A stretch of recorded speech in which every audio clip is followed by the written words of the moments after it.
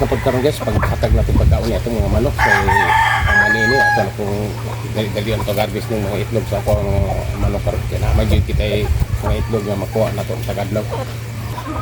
Matagadlaw na dyan kita ma-ginot ng mga itlog na itong mga manok. So,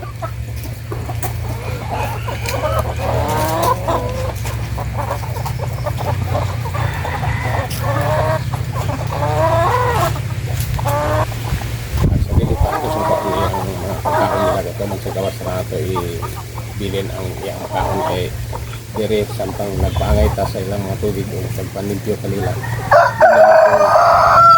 kumbaon ang baldi na to kaniya na ilang pagkaon sa ito nang hindi ready o ano siya gyapon kaya natin ang pagkaon kanila.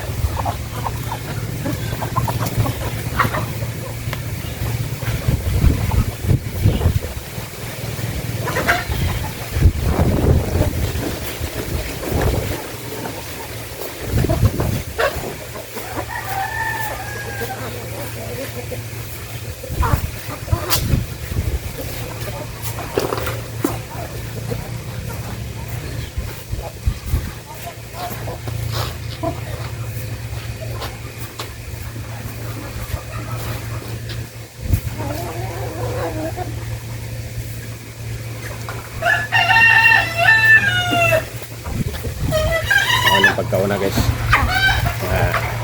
nakapagdagan itlog sa ato yung mga manok kini mga haglir kini siya kini ginagamit sa mga dagkong poultry para pagpaitlog sa ilang mga manok ang mga white ligon.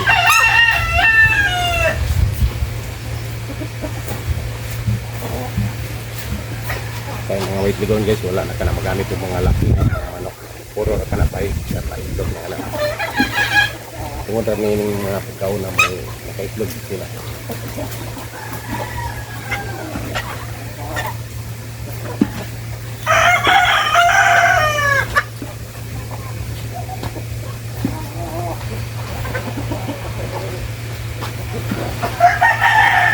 dako kayo, nakatabang gaga na ito yung mga pagkaon na siya. At kita nga tatag kanila yung mga pagkaon na ni-increase yung may itlog sa itong mga manok. Pagpilit kita maligit increase mga ito ang mga itlog. Siyempre may mahal kinisiya dito tayo pero makasaparang dito pa presyo. Kaya iba yung ang itlog na kumukuha.